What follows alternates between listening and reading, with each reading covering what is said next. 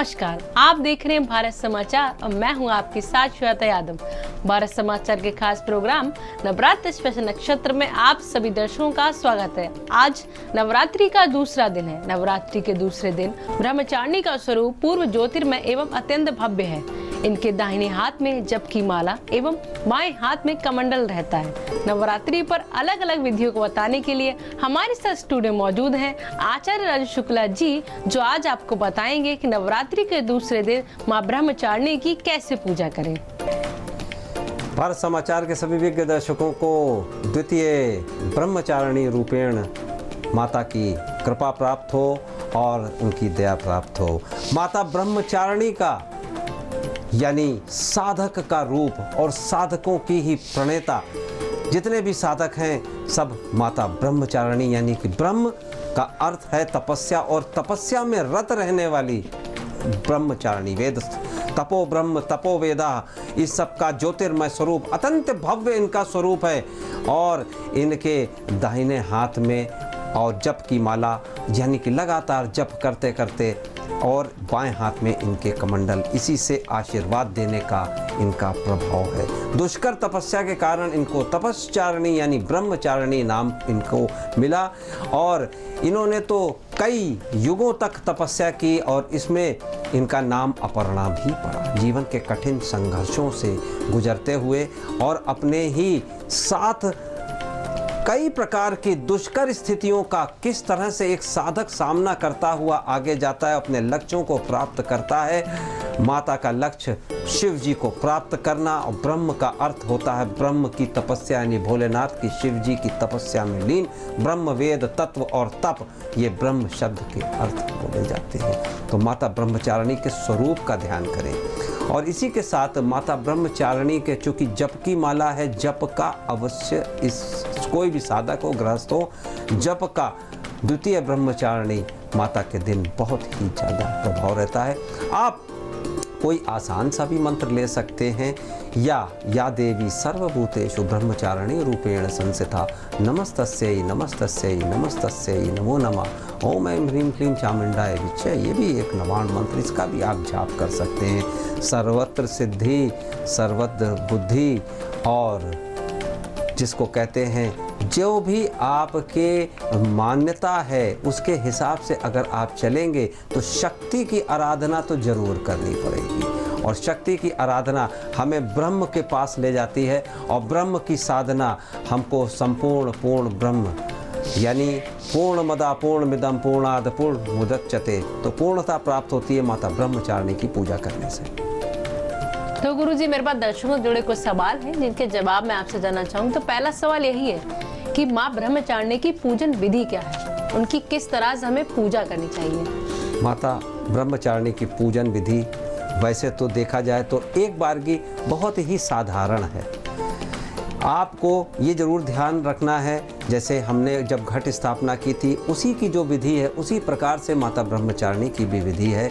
आपने अगर घट स्थापना कर रखी है तो आप माता ब्रह्मचारिणी के लिए, एक तो माता ब्रह्मचारिणी के लिए आप रक्षा सूत्र जरूर उनके श्री चरणों में लगा के आप स्वयं के और अपने परिवार वालों को दें, और ज़रूर प्रार्थना करें कि माता हमारे परिवार में बुद्धि सिद्धि धन ऐश्वर्य वैभव और शोक तो बिल्कुल भी कभी ना आए। तो माता ब्रह्मचारिणी की विशेष उपासना करने का ये है। और जो भी आपने कलश के पास बोए हुए जौ हैं वहाँ पे आज आप जौ रोपण फिर कर सकते हैं, क्योंकि माता ब्रह्मचारिणी बताती हैं तपस्या, और इसी के साथ ही उपवास का बड़ा महत्व होता है विशेष रूप से माता ब्रह्मचारिणी। अब कुछ लोगों की प्रथा होती है कि पहला और आखिरी रखते हैं, लेकिन माता ब्रह्मचारिणी का द्वितीय उपवास जरूर, क्योंकि तपस्या का ही एक रूप है उपवास, यानी आप व्रत आज आप यदि संकल्पित हैं और अगर स्वस्थ हैं तभी आज आप व्रत का भी रख सकते हैं आप कार्यक्रम। और इसी के साथ ही आज आप शुद्ध रूप से जप इत्यादि जरूर करें, क्योंकि माँ ब्रह्मचारिणी जप की माला जरूर लिए हुए हैं। तो गुरुजी, मेरे पास अब अगला सवाल आपके लिए ये है कि माँ ब्रह्मचारिणी को हिमालय की पुत्री भी कहा जाता है। ये उपाधि उन्हें किस वजह से दी गई थी? हिमालय पुत्री जैसे माँ पार्वती, ये हिमाचल और हिमालय प्रदेश में उस समय जैसे कहते हैं शक्ति का रूप है एक, और जो पहाड़ होते हैं वो भी शक्ति का रूप होते हैं।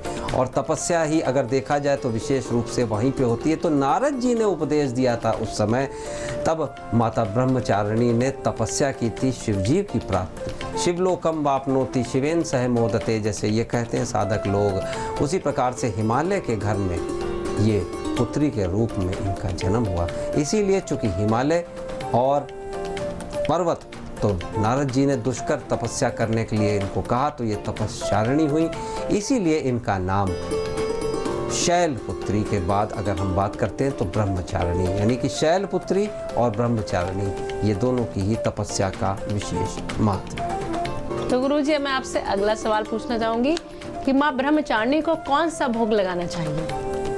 माता ब्रह्मचारिणी को सभी लोगों को, सबको ज़रूरी होता है कि अगर कोई भी कार्य करे तो उनका हेल्थ और उनकी सेहत और उनका स्वास्थ्य अच्छा रहे। तो हेल्थ, सेहत और स्वास्थ्य अच्छा रखने के लिए और दीर्घायुष्य प्राप्त करने के लिए शक्कर का भोग लगाया जाता है। ये बड़ा विशेष आज इसका महत्व रहता है शक्कर के भोग का। तो इनका चूँकि भव्य स्वरूप है, दाहिने हाथ में इनके जप की माला है, बाएं हाथ में कमंडल है, और ब्रह्मचारिणी माता के बहुत ही जिसको कहते हैं अखंड तेजस्विनी, ये इनकी एक प्रतिमा है माई की। और माई की अखंड तेजस्विनी जिसमें ज्ञान है, वैराग्य है, भक्ति है, और जब जहाँ ज्ञान, वैराग्य और भक्ति होता है, शक्ति अपने आप वहाँ पे वास करती है।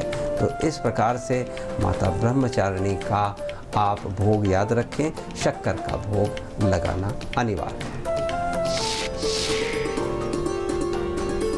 तो गुरुजी, अब मैं आपसे ये जानना चाहूंगी कि संतान प्राप्ति के लिए नवरात्रि में क्या करना चाहिए जिससे माँ प्रसन्न हो और संतान की प्राप्ति हो हमें? संतान प्राप्ति के लिए सबसे पहले तो ये बहुत ज़रूरी होता है, एक बहुत ही जिसको कहते हैं लघु उपाय होता है।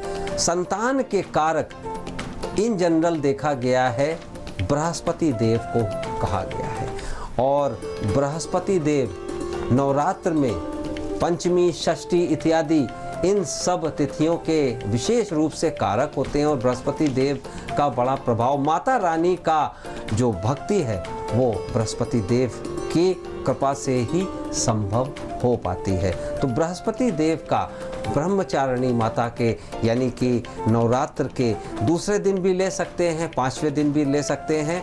तो एक संकल्प तो ये ले लें कि हमको बृहस्पतिवार का व्रत इत्यादि रखना है, जो आगे भी आप कंटिन्यू करें। दूसरा, आप एक काली हल्दी ले लें और काली हल्दी को जल में स्नान के रूप में आप इस्तेमाल करें, और घर पे केले का पौधा अवश्य इस नवरात्र में लगा लें। तो निश्चित रूप से आप देखेंगे संतान के लिए बहुत अच्छा रहेगा। केले के पौधे की पूजन इत्यादि जरूर करते रहें। तो आज आपने जाना कि नवरात्रि के दूसरे दिन माँ ब्रह्मचारिणी की पूजा कैसे करें, और ज्यादा जानकारी के लिए आप गुरुजी को कांटेक्ट भी कर सकते हैं 8004036524 पर। यह गुरुजी का व्हाट्सएप नंबर है, इस पर टेक्स्ट मैसेज कर अपने सवालों के जवाब भी पा सकते हैं। और साथ ही गुरुजी की ईमेल आईडी है rajeshshuklaonline@gmail.com।